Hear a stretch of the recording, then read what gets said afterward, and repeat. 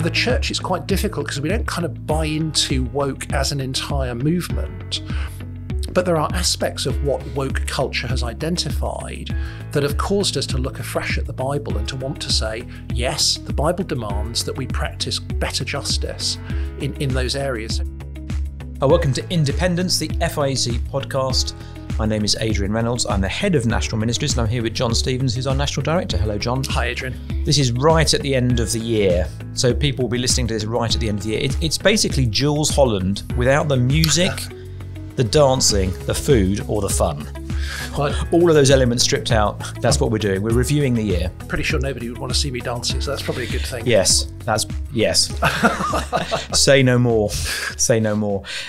We're here to think about the year. We're here just to reflect on the year rather than just the specific issues that kind of are in the news perhaps immediately, just to look back over the year and just think how things have changed. I guess it's true to say, isn't it, that sort of coming into 2022, we thought phew, and we seem to be coming out of the tornado that is COVID, and we rather hope we will be sailing into calm, balmy waters.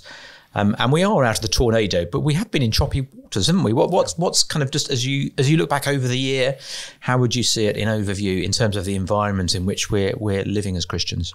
Well, I think in many ways, if we look back exactly a year ago, we were hoping to come out into calmer waters. I'm not sure we were absolutely certain that would be the case. So this time last year, we were navigating some new COVID restrictions for churches over the Christmas period.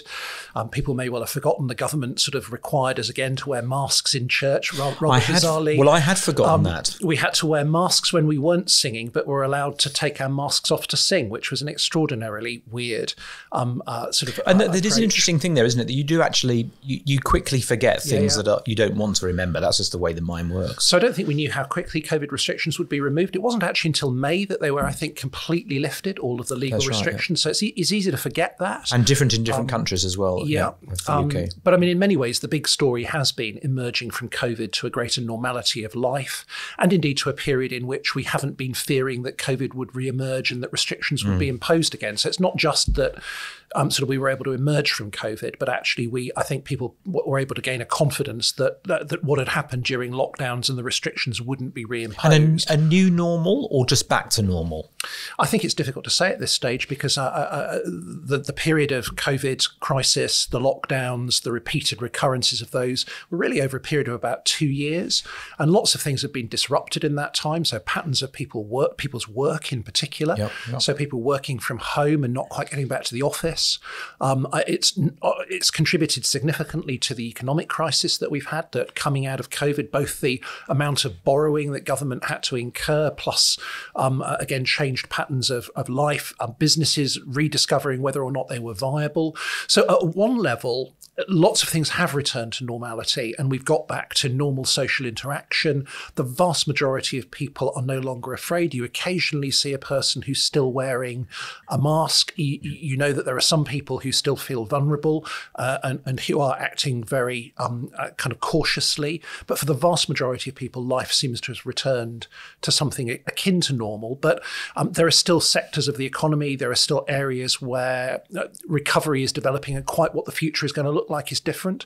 I think that the shift to everything being digital, Zoom, meetings, at one level, I think there's been a return to more in-person kind of meetings. People have become tired of screens and they've seen the consequences of living on their screens.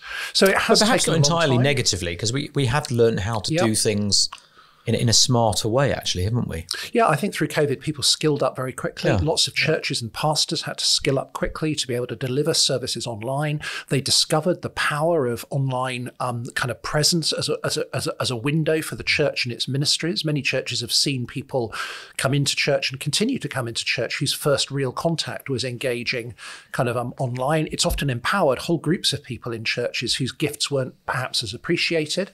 So suddenly people who were very technically skilled, often younger people, have been able to step up and get involved in church life. Is that your world, John? Well, I've been happy to watch and just appreciated both yourself and others in our church who are gifted in that way. So I think I've come on a little bit in terms of what I'm able to do. But actually, we've all had to skill up, haven't we? I mean, that's actually part of the skill up. You know, it's quite interesting that at the beginning of that COVID crisis, we had older folk in church who weren't able to engage online. who we had to send others round to their houses to help them to get Zoom and get it on and up and working. Actually, that's no longer the case. Yeah. Everybody's had to skill up to a certain extent. Absolutely. And we were talking about returning to normality. One of the challenges is when you've had a 2-year interruption to what appears like normal life in that way, in any 2-year period, things could significantly have changed anyway. Yeah. You think, for example, about the introduction of the smartphone, which suddenly changes a whole variety of things very quickly. Who knows what would have happened in that 2-year period? So you're never going to quite come back to just where you were. Is perhaps the lesson there isn't a normal anymore, and there hasn't been. We've just been slightly in denial about that. Actually, the world is constantly changing and rapidly changing around us. And actually, I think COVID has shown us that clearly. But actually, churches have to continually adapt, don't they, to the situation they're in? I think that's absolutely right. And we long for normal because we want stability. Yeah. We find change difficult. We have to sort of give things up, take things up if we're to adjust to change. And I think we can deceive ourselves that there's a normal. And sometimes it's an event like COVID that reveals to us that actually what we thought was normal hasn't been. So I think that more generally in our culture at the moment, we're realizing that there is a sort of a multiplicity of overlapping cultures. Again, we can tend to think that there's a normal, and we think that normal is probably our experience. But take, for example, another thing that happened this year, which is the sort of publication of the results from the census, which demonstrated it's done every 10 years. So a kind of snapshot picture, 2021 as opposed to 2011. And that shows a couple of major things. The degree to which Britain and large parts of Britain are becoming much more multi-ethnic. So there's a multiplicity of overlapping cultures. There isn't a normal British culture. Yeah. What you've actually got is a variety of different cultures all operating within the same space. And also the bigger story of that is the rapid decline in the number of people who are identifying as Christian, which is probably people who in the past would have identified as cultural Christians. But again, that changes what we think of as normal. And I think for the church, that's been a major wake-up call to recognise that the majority now of the population amongst whom we live do not in any way identify with Christianity. Those who would be committed Christians, who are church-going, evangelical believers would be a tiny percentage. So what is normal? And there's, I think, increasingly shifts in generational perceptions. So baby boomer generation, Generation X, Generation Z, all begin to have different kind of perspectives on the culture that touches into a whole variety of cultural kind of issues, how to deal with issues of race, how to deal with issues of gender, how to deal with issues of sexuality, what justice and fairness looks like.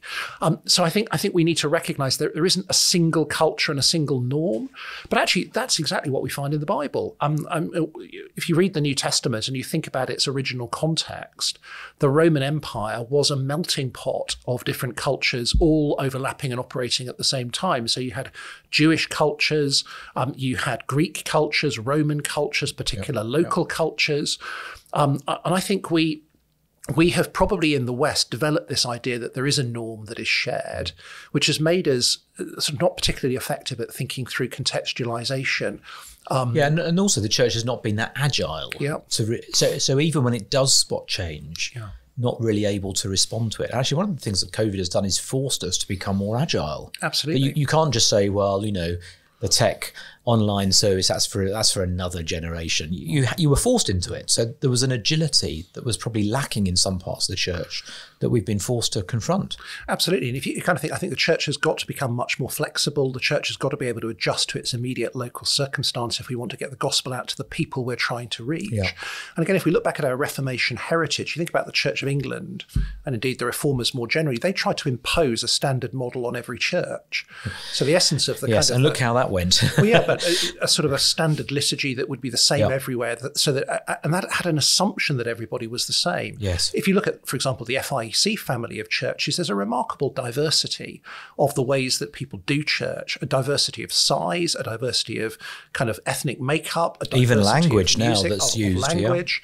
A diversity of the style of preaching and the way that ministry is done within the parameters of our doctrinal basis, a variety of views on sort of secondary issues which inevitably impact on church life. I think one of the encouragements this year is we have seen a growth to that diversity. Our goal is to want to reach the whole nation with the gospel, which means we've got to reach that multiplicity of cultures. And we can only do that if our churches reflect that multiplicity of cultures. And amongst things that have started this year, we've restarted our conferences, restarted our leaders' conference. I think one of the thrills of the leaders' conference was seeing sort of 1,000 leaders gather together. They've not been able to do that for 3 years. And it was very noticeable, I think, that there was a younger generation of leaders that were sort of present there. There was a greater diversity amongst the leaders that were there of context and ethnicity. And those are hugely positive as we still see work to do there, I think. But let's come back to that. Just thinking about the environment still a little bit. COVID obviously was the sort of the dominant factor in the first half of the year, but we have sailed into the choppy waters, I guess, of a war in Europe, which is, I think people are sort of almost not noticing it in the news, that the situation in Ukraine at the moment. But of course, that started in March. And then I think connected to that or not, depending on your political viewpoint, a worsening economic crisis. We haven't sailed out of COVID into a boom. We've sailed out of COVID into an economic downturn, really, I think it's fair to say. So just talk us through about those, just in terms of how they're shaping our culture. Yeah, I think that's right. I think after COVID, people longed for stability and an end of crisis. To some extent, that we've been in a perma-crisis really since the kind of financial crash of 2008. So I think actually that... What do you mean by that, perma-crisis? Well, 2008, you had the financial crisis, which was very difficult for government to deal with, and then led to the coalition and austerity. Then you had the vote on membership of the European Union in 2016, and actually sorting out what that would mean and how that would be implemented took a number of years.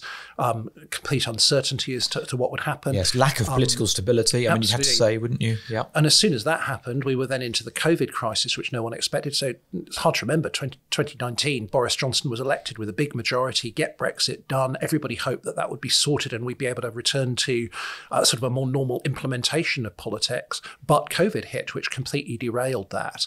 And you get 2.5 years of wrestling with the problems of COVID. And then no sooner do we seem to be out of COVID than you have a war in Europe with talk of the possibility of nuclear weapons being used. That's right. And the war in Ukraine influences energy prices, which kind of compounds the economic crisis that's developing. And then sort of we're all facing inflation at levels that most of us have not seen for 40 years. And higher interest rates, which is affecting mortgages. And deeply loans. Divided governments, which don't have necessarily a clear policy as to how to deal with that. So we've seen prime ministers come and kind of Yes, you wouldn't think there's an 80-seat majority, would you? No. And I think actually that just reminds us that we do live in an uncertain kind of world. Again, thinking that stability is the norm is probably a mistake on our part. In fact, actually the Bible, when Jesus talks about the last days, which I take to be the whole period from his ascension to his ultimate return, he says it's going to be a period of instability. He says it's going to be a period in which there's war and there's conflicts. And actually for the church, our solid hope is in Christ, not in the achievement of some kind of political stability. How do you think that instability has affected the church in general terms? Does it provide more opportunities for gospel work? Does it actually hinder gospel work? What's the relationship between the stability, the lack of stability we're observing in the world and the work of the church? Yeah, I think that's a great question. I think the place to start is coming out of COVID. In our churches within FIEC, there does seem to have been significant church growth through the COVID period. So I think we sort of empirically and anecdotally, many of the churches that we're engaging with, of our 630 churches, have seen significant growth over that period, both conversion growth and people moving to churches that are a Bible-centered church. So you might say that unsettling experience of COVID has been a real challenge for Christians and the church, navigating how to cope with the regulations and what government was demanding of us, limitations on our ability to be able to meet and worship together. And yet at the same time, it also seems to have been a period of remarkable opportunity. I think we've probably heard more reports in FIEC of conversions and baptisms during that period. We've heard astonishing stories of the numbers of people joining, for example, online Christianity Explored courses during that period. So you have to say it's a bit of a mixed picture. For God's people, it really threatens their faith and their security when there's that instability.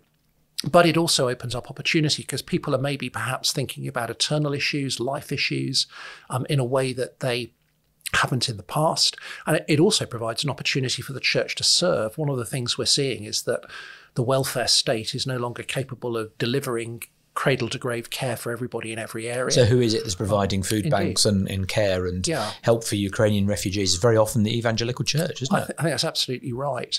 But at the same time, I think there's a psychological kind of a danger of a psychological wear of dealing with what feels like constant crisis and insecurity. So I think it is a challenge to help God's people to keep their faith and trust. And the work of ministers is to keep reminding people of that eternal hope, that Jesus is sovereign, that his purposes will be accomplished, and to call God's people to be joyfully confident, even in the midst of insecurity. And then from that, to share that message of hope with those who don't have it. Because I think these challenges reveal to people that where they've put their hope is not solid. Yeah, it undermines that, doesn't it? There's another shift we've seen, which is slightly more difficult to analyse, which is a move away from commuting to church, to local church. So quite a lot of our churches reporting that they're not only growing through conversion growth, but actually picking up people who have driven past their door, maybe to go to a big city centre church or a well-known preaching centre, and actually going local. And what's going on there? Well, I think that is a consequence of COVID. One of the things that COVID did was because churches were shut, people essentially had to kind of ask the question, where am I going to go when sort of the lockdown ends? Yeah, where do I belong? And actually, people who go to churches often have a deep loyalty to them, and they just kind of keep in a routine. Yeah. So if you were a student in a city and you were going to a city centre church when it was convenient, even when you move out, your friends and your relationships are there, and you keep on going. And it's quite difficult to choose to leave in many instances, or people move house, so they're a little bit further away, but they keep going to the community they belong to. I think COVID caused a lot of people to reevaluate every area of their life. I think the fact that churches were online means that people were able to check out other churches that were closer to them. The danger of moving to another church is you want to be sure that church is a church you want to belong to. And actually, you can't find that on just one or two visits. But what online did was it meant that people could effectively watch and listen to the life of a local church community over a matter of months. And in many cases, a couple of things happened. People sort of started asking the question, do I really want to keep on traveling somewhere else? Sure. And I've discovered there is a community I could be happy with that is much closer to home. So as part of the more general staying at home, not commuting to work, working at home, people I think have reevaluated. The other big factor in that has been that people who were at churches that they were unhappy with, which I think for lots of people who've joined our churches, they were at churches that might have been evangelical, but were gradually changing their moorings. So the Bible wasn't central. They were beginning to drift on issues like sexuality.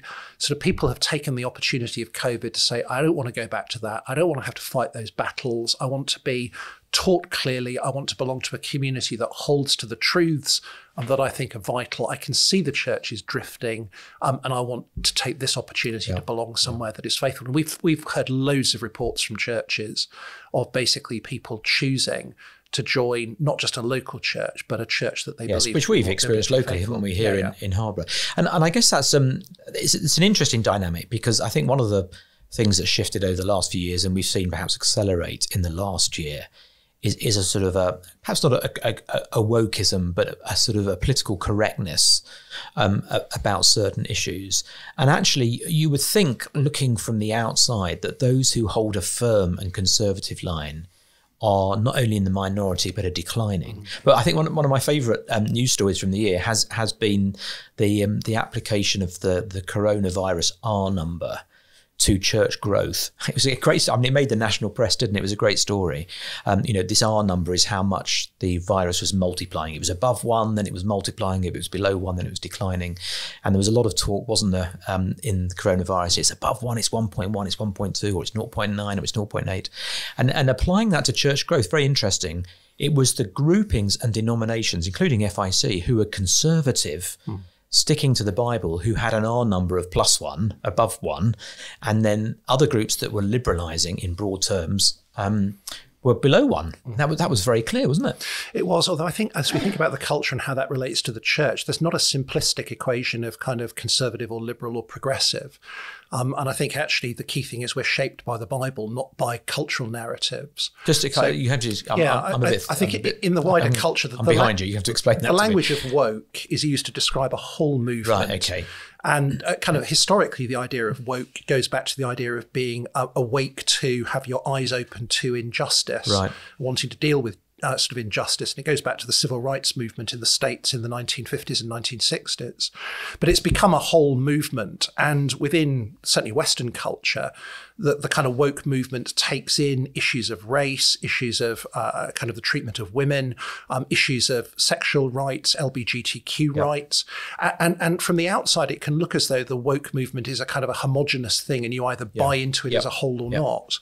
For churches, it's absolutely right that churches the world would regard as being conservative have seen extraordinary growth. What's usually meant by that when they describe them as conservative is churches that hold to a biblical teaching on sexuality, particularly. So it's narrowing down in that particular area. But on, for example, issues like race and the way that women are treated, I think many churches have looked at the Bible more closely and they've discovered that the Bible is massively concerned about issues of race and equal treatment. They're massively concerned about the way that women are treated and not exploited and abused. So for the church, it's quite difficult because we don't kind of buy into woke as an entire movement. But there are aspects of what woke culture has identified that have caused us to look afresh at the Bible and to want to say, yes, the Bible demands that we practice better justice in those areas. So I wouldn't want to say that simplistically it's about churches that are conservative in every area.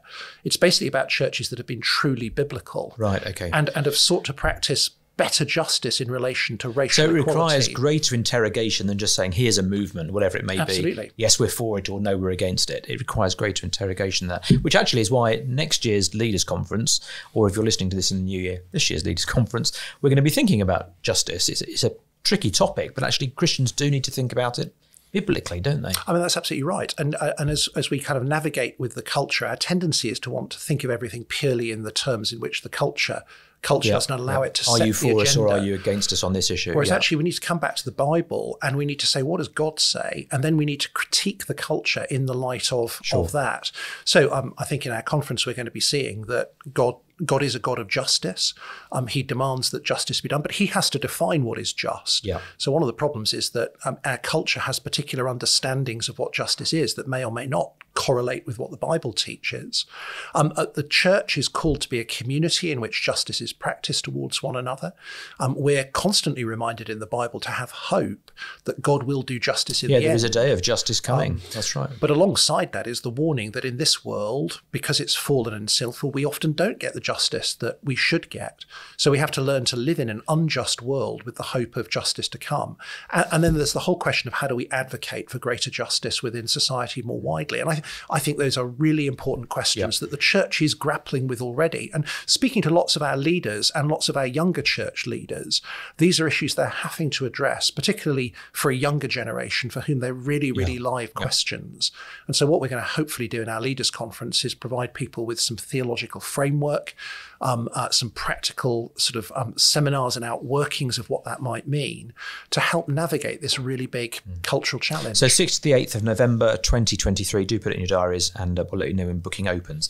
Let's just, as we come towards the end of our half hour together, John, let's just make it a little bit more about what we've been doing over this year, some of the stories that we've been able to pursue. And just to be clear, FIEC, we're not a denomination, we're a network, we're a family of about 630 independent churches. I think people forget that. The authority is in the churches. We work for the churches and we exist to serve and help churches. So what are some of the ways that we've been serving and helping churches and what are some of the developments been over this last year? Well, I guess one of the great things is we've been able to restart many of our conferences for people. Back to normal. Getting back to normal. So our local conferences for kind of pastors and elders, our kind of conferences for women's workers and pastors' wives, of course, most of all, our national leaders conference. Interestingly, our leaders conference this year, it was our 100th anniversary. And that meant we were able to reconsider what actually is FIEC for.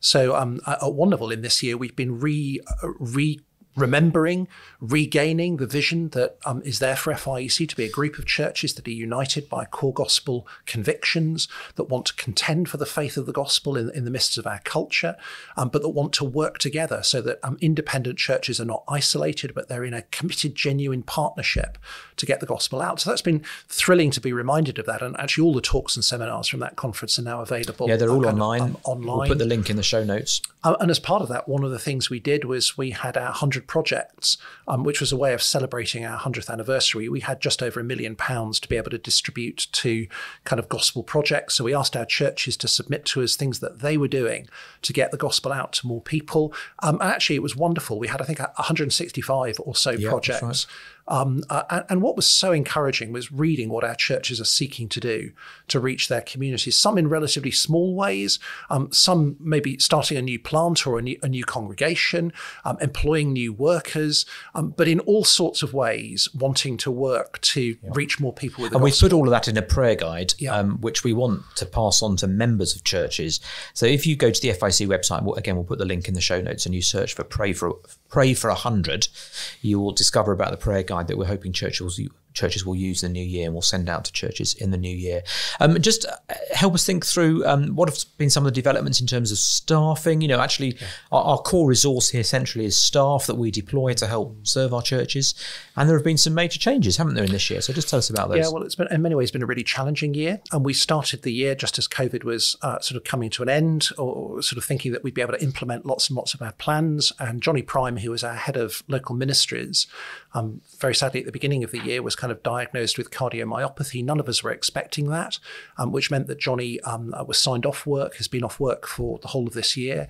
Rather wonderfully, Johnny's been able to have excellent care, had an operation in August for repair on a heart valve, and is now making a good recovery. Yeah, he is. And I know he's very grateful. He'd wanted to say he's very grateful for the love and care of people who have written to him and met up with him. But whether in church life or organisational life, that's the kind of thing you never plan for. You don't you know what's going to happen. There were lots of uncertainties as to what the condition was, how long Johnny would be off kind of work.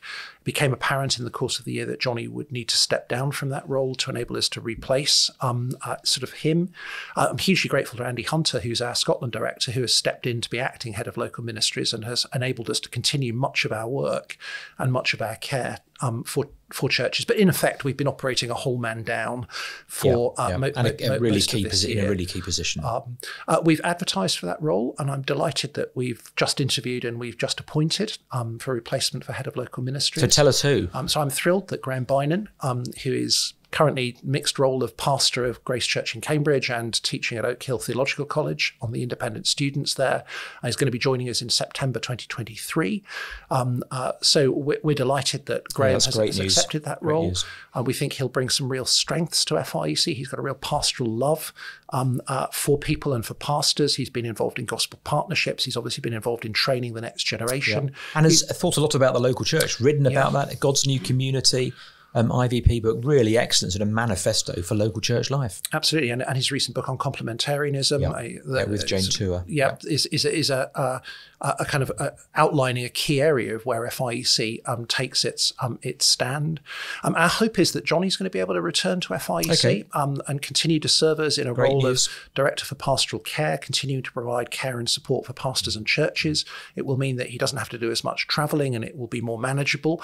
But we're hoping that the churches will benefit from Johnny's continued work and service kind of there as well. So that's a hugely significant step. I think it's also fair to say, isn't it, that we often it's those front-facing ministry staff that people see or hear about. But actually, we've got a great team. We're really thankful to God for a really great team. We've had a retirement this year. Andy Patterson has just retired at the Leaders Conference, and another key member of staff will be retiring in the next few months. But we're really grateful to God for not just ministry staff, but actually what we call the support staff who are doing sort of the back office stuff, which is really key to FIEC working and running smoothly. Very grateful to God for a very strong team. John, just as we finish, let's just look on with our crystal balls into 2023. Just 2 or 3 headlines of things that you think, you'd be hoping for, praying for as we look into this new year? Yep. Can I just add one thing about staffing? Just if you want. I think actually just want to point out we've also begun to recruit a team of local directors. Thank you. I forgot that. Yes. No, it's fine. So we've really wanted to enable FIEC to serve churches more closely on the ground, and we think the answer to that is to have sort of some people who are kind of working in particular areas or regions to help foster relationships between the churches and take that forward. So we've already been massively benefited by having Trevor Archer as London director and Andy in Scotland.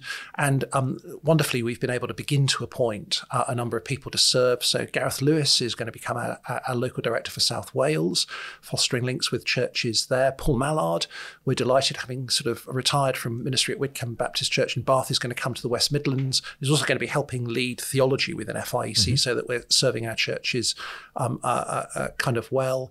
Mark Howson is going to be working as kind of local director in Suffolk. So that's just the beginnings of what we hope will be a growing number of Perhaps people that should be the first part of your crystal ball, that growing team to serve our churches. Yeah. That's what centrally we're longing to do, isn't it? Well, yeah, we are hoping. So the next year, Trevor is planning to retire, so we're looking to appoint a new London director to take that forwards. We've been given some funding to help appoint some new local directors. We're hoping that the Lord will raise up from the churches and in the regions people who will want to take that forwards. We're thinking about how we can invest in encouraging and promoting local church evangelism with Andy Patterson stepping down from his role. Yeah. We think it's really important to help equip and encourage our churches in the work of getting the gospel out. So we're beginning to put some plans together for how we might do that in the best way. So we're hoping that this next year will be a year of continued growth and progress along those areas. We are seeing more and more churches join FIEC. I think one of the presenting issues that churches are having to wrestle with, and our culture is wrestling with, is the whole issue of the relationship between the church and the gospel and sort of homosexuality. So on the wider scene, churches that are affirming and accepting same-sex marriage, that's happened in a number of churches denominations in the course of this last year. So the Methodist Church, we've already seen that happen within the sort of the Church of Scotland, the kind of Episcopal Church in Scotland, the URC, the Quakers. Within the Baptist Union, there are some tensions, although the official position is still kind of heterosexual marriage. Individual churches are allowed to make their own choice. And the reality is we're seeing churches leaving from those denominations, looking for a home. And some are coming to kind of FIEC. In terms of the sort of the big cultural pressure, the big debate is going on at the moment within the Church of England amongst kind of the bishops as to what position the Church of England will kind of take, which will probably be decided early in the new year.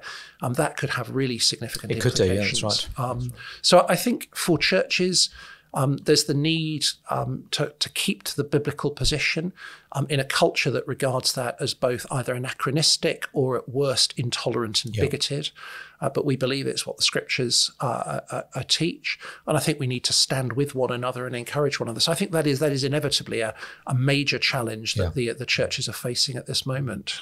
I'm hosting, so I can have the last word. One of the things we didn't say about getting back to normal with the FIEC is the Hub Conference, which we were able to have in person for the first time for a few years back in January. And our next one is this January coming. And I think it's fair to say that you mentioned this at the conference in the AGM talk, which is now online as well, that actually the pipeline of leaders coming through has dried up somewhat. For various reasons, because of COVID, because of other things. Actually, there's been some stalling, I think, in the pipeline of leaders. So do pray for our Hub Conference. I've just got the dates in front of me. It's 13th to 15th of January. And if you've got people in church that you could encourage to come along to that, thinking about a ministry, even at the very early stages, we'd love to see them and to serve you as church as well by helping them think about ministry. Because actually we do long to, you said that at the Leaders Conference we saw a younger generation of leaders, but actually we can't take that for granted, can we? We've got to keep investing in seeing leaders raised up for the work that needs to be done. I'll just make one final comment just in relation to normal. I think we do need to end on a note of encouragement. Yeah. And I think as we try to think what normal is, our culture would tell us that the norm is the church declining and becoming increasingly irrelevant. And it's very easy for Christians to feel beleaguered from that point of view. But I think all the evidence that we have from what we're hearing from our churches, from the statistics, are that biblically faithful evangelical churches are seeing slow, steady growth. Yeah. The gospel is making progress. Churches are being planted. People are being converted.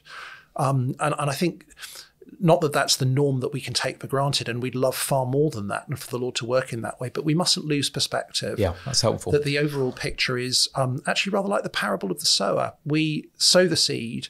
There are many who reject it. There are some who seem to respond to it and their faith comes to nothing. There are others who are turned away by persecution and the pressure of the culture, but actually there's a harvest that comes from that work, and God will bring about his purposes. That's a great way to end, John. Let's be praying then in the world's eyes for an abnormal 2023 where the church continues to grow and flourish. We long for that, don't we? Thank you for joining us. Thank you for joining us throughout this year on the Independence Podcast. We've enjoyed having you with us. And if you like the podcast, please do rate it. Apparently that helps. And we look forward to catching up with you again in 2023. Thanks, John. Thanks so much, Adrian.